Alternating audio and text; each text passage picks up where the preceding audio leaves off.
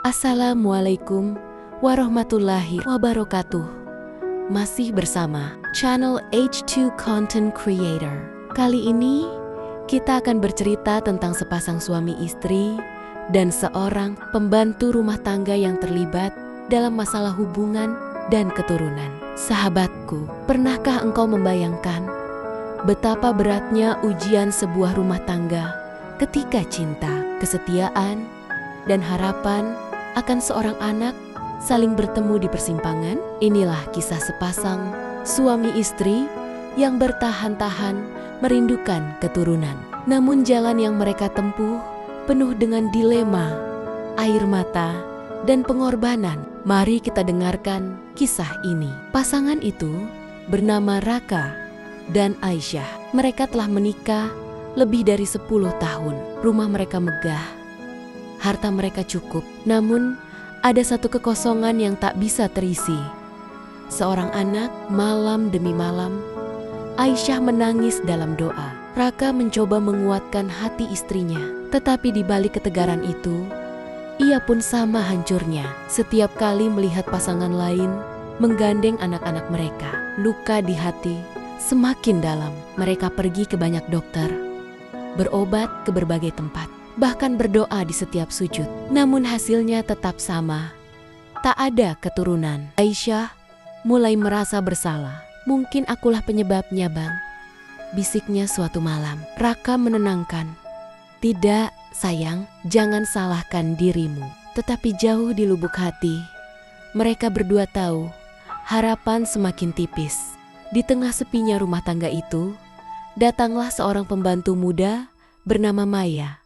Maya cantik, sederhana, dan penuh kasih. Ia mengurus rumah, menemani Aisyah, bahkan sering membuat Raka tersenyum dengan keikhlasannya. Kehadirannya seperti cahaya di rumah yang muram. Namun siapa sangka, cahaya itu akan membawa cerita yang jauh lebih rumit. Suatu malam, Aisyah memandang Raka dengan mata berkaca-kaca. "Bang, aku punya permintaan yang mungkin akan kau benci," katanya pelan.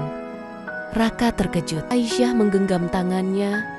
"Aku ingin engkau menikahi Maya, atau setidaknya tidurlah dengannya.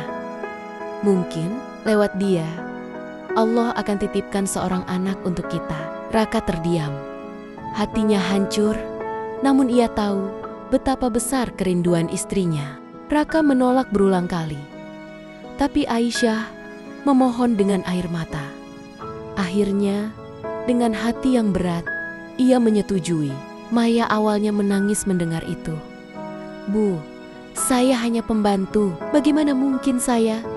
Namun Aisyah merangkulnya. "Jika engkau bersedia, anggaplah anak itu akan menjadi milik kami, bukan milikmu. Aku mohon." Air mata tiga hati pun bercampur malam itu. Waktu berlalu.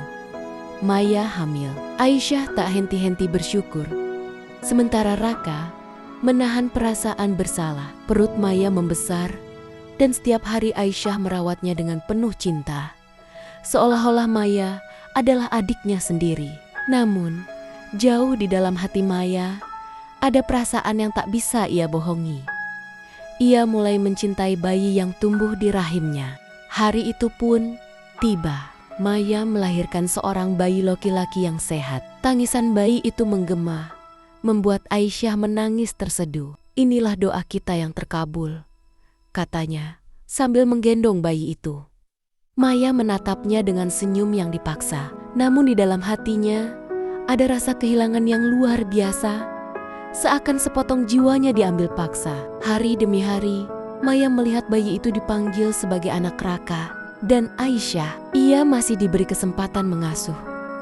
Tapi setiap kali ia ingin memeluk lebih lama, Aisyah dengan halus mengambil alih. Maya mencoba ikhlas, namun air matanya sering jatuh dayam-dayam di malam hari.